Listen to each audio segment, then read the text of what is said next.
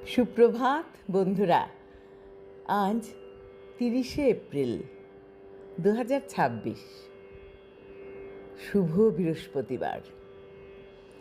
আমাদের গতকাল ভোট উৎসব ছিল। আমাদের এই ভোট কিন্তু হয় উন্নয়নের জন্য। উন্নয়নের জন্যই আমরা ভোট দিই।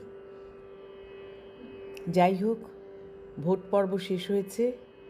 এবার ভোটের ফলাফল দেখতে হবে। সেটা পড়েছে 4 মে। ওয়েট করব, আমরা অপেক্ষা করে আছি ভোটের রেজাল্ট কী হয়, দেখি উন্নয়ন কিভাবে হয় আমাদের। সবাই খুব ভালো থেকো বন্ধুরা। প্রভাতী চর্চায় সবাইকে জানাই একরাশ শুভেচ্ছা। আজ যাদের জন্মদিন তাদের জন্য রইল আন্তরিক ভালোবাসা।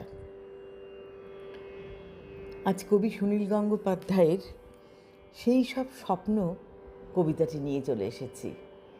সুনীল গঙ্গোপাধ্যায় আমার খুব প্রিয় কবি। ভীষণ ভালো মানুষও ছিলেন উনি। বন্ধুদের শুভেচ্ছা জানিয়ে শুরু করব। কারাগারের ভিতরে পড়েছিল জ্যোৎস্না, বাইরে হাওয়া, বিষম হাওয়া, সেই হাওয়ায় নশ্বরতার গন্ধ। তবু ফাঁসির আগে দীনেশ গুপ্ত চিঠি লিখেছিল তার বৌদিকে, আমি অমর, আমাকে মারিবার সাধ্য কাহারও নাই। মধ্যরাত্রি আর বেশি দেরি নেই, প্রহরের ঘণ্টা বাজে, শান্তিও ক্লান্ত হয়, শিয়রের কাছে এসে মৃত্যুও বিমর্ষ বোধ করে। কনডেমড সেলে বসে প্রদ্যুৎ ভট্টাচার্য লিখছে, মা, তোমার প্রদ্যুৎ কি কখনো মরতে পারে? আর চারদিকে চেয়ে দেখো, লক্ষ প্রদ্যুৎ তোমার দিকে চেয়ে হাসছে। আমি বেঁচেই রইলাম মা, অক্ষয়। কেউ জানতো না সে কোথায়। বাড়ি থেকে বেরিয়েছিল ছেলেটি, আর ফেরেনি। জানা গেল দেশকে ভালোবাসার জন্য সে পেয়েছে মৃত্যুদণ্ড।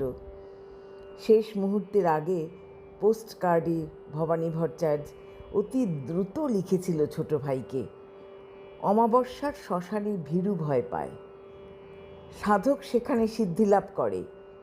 আজ আমি বেশি কথা লিখব না, শুধু ভাবব মৃত্যু কত সুন্দর। লোহার শিকের ওপর হাত, তিনি তাকিয়ে আছেন অন্ধকারের দিকে। দৃষ্টি ভেদ করে যায় দেয়াল, অন্ধকারও বাংময় হয়। সূর্যসেন পাঠালেন তার শেষ বাণী, আমি তোমাদের জন্য কি রেখে গেলাম? শুধু একটি মাত্র জিনিস, আমার স্বপ্ন, একটি সোনালি স্বপ্ন। এক শুভ মুহূর্তে আমি প্রথম এই স্বপ্ন দেখেছিলাম। সেই সব স্বপ্ন এখনো বাতাসে উড়ে বেড়ায়, শোনা যায় নিঃশ্বাসের শব্দ। আর সব মরে, স্বপ্ন মরে না।